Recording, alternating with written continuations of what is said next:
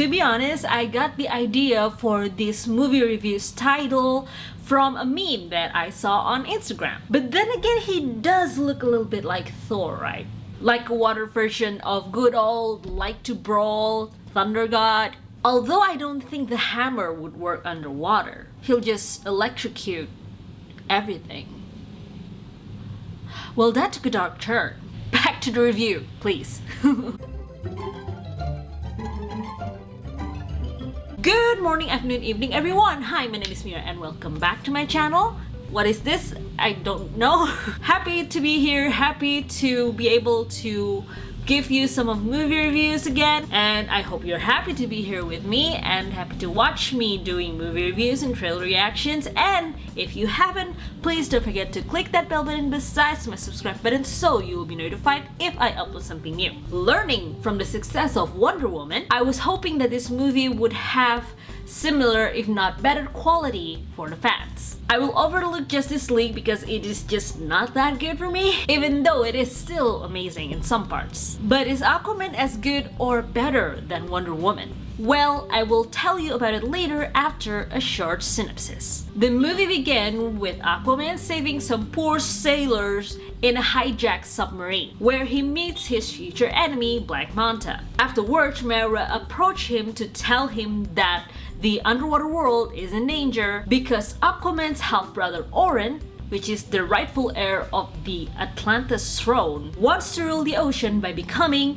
an ocean master or the ocean master. And that would wreck the entire world, underwater or not, as we know it. The only way to avoid that is for Aquaman or Arthur Curry to step up and took his brother's place. And to do so, he needs the original trident. And with the help of Myra, Arthur Curry embarks on a journey to find the said trident and finally manage to fulfill his destiny and wins the battle and the war between two worlds. Sounds simple enough? It actually is. The movie was only told in a more grand, fancy way, that's all. Stop here if you haven't watched the movie.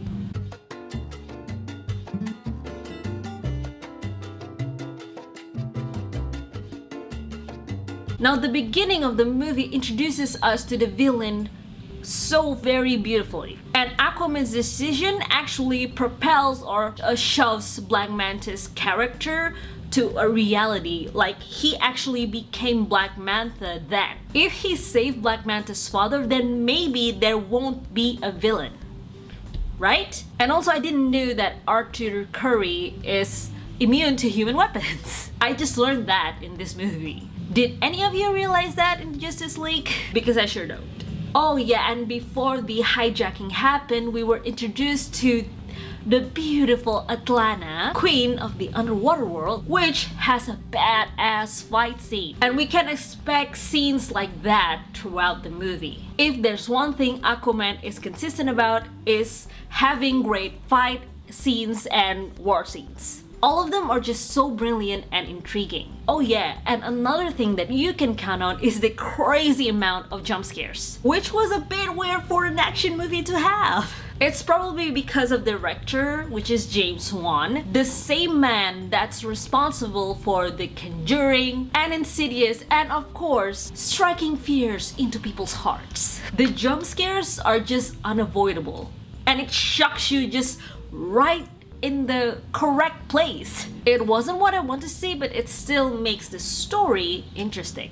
The storyline itself, like I said, was quite simple. It's just Aquaman looking for his trident in order to save the world, and along the way he makes friends and of course enemies. Although I do have to say that besides what I said from the title, there are some similarities of the characters from this movie to a lot of Marvel characters. Like Aquaman is Thor but underwater. Orn is his half-brother, which is the main villain of this movie, therefore making him sound like Loki. The difference between the Marvel and this one is their parentage is in reverse. Then there's their loyal ministry slash teacher who could easily be Heimdall since he is such a good follower, and he make it seem like he was following Orin but actually sided with Aquaman the whole time. And according to my friend who was watching the movie with me, the fish leader. The fish leader.